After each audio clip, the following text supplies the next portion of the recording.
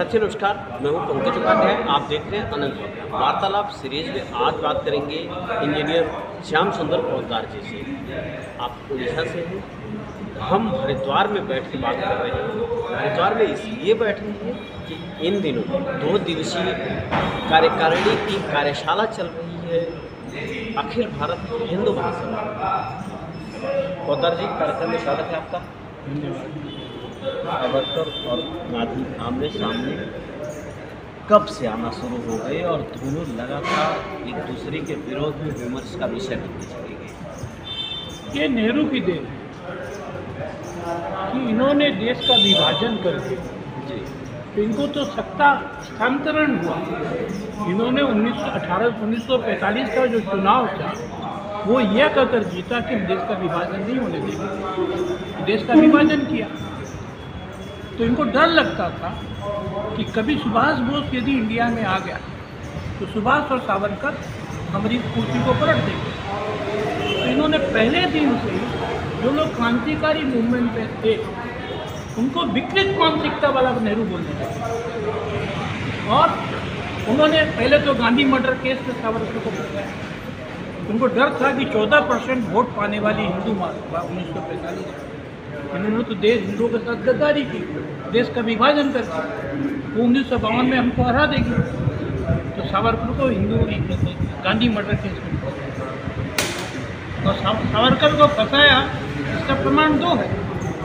Union cabinet में doctor Ambedkar थे, वो भोपटकर जो सावरकर के वकील थे उनसे जाके मिले और उनको कहा हमारे कैबिनेट की सब मेंबरों की राय थी सावरकर के पक्ष के विरुद्ध एक भी प्रमाण नहीं है। तो नेहरू ने कहा ना, I will lead him in allowed. तो बोला वो जीतेगा, डोंट वरी। तो जब आत्माचरण जस्टिस आत्माचरण ने जो न्याय दिया वो भी वैसा ही दिया कि सावरकर पर कोई दोष नहीं हुआ, उसको मैं मुक्त करता हूँ। इसके साथ साथ एक कड़ी टिप्पणी की जो अम्बेडकर ने की कि सावरकर ने देश के लिए बहुत सहा, उसको इस मामले में क्यों घसीटा गया, उसकी इंक्वायरी की जाए, इंक्वायरी कमीशन बिठाया जाए। सेंट्रल गवर्नमेंट ने आज तक फिर मैं बात कपूर कमीशन जब बैठाया गांधी की हत्या पर तो उसने कहा, आश्चर्य प्रकट किया कि सावरकर को छोड़ दिया नेहरू ने। उसको तो हाई कोर्ट ईस्ट वाले कोर्ट में केस करना चाहिए। तो नेहरू तो जानते थे ऊपर जाएंगे तो हम ही मरेंगे, इसलिए उसने केस आगे नहीं बढ़ा। नेहरू के बाद इंदिरा गांधी ने कोशिश किया कि नेहरू ने जो डैमेज किया है उसको कंट्रोल करना। तो इंदिरा गांधी ने सावरकर की जब जन्म शताब्दी मनाई जा रही थी तो उस पर उन्होंने अपनी पॉकेट से, अपनी सैलरी से 10,000 रुपये आपने किसी के लिए दी।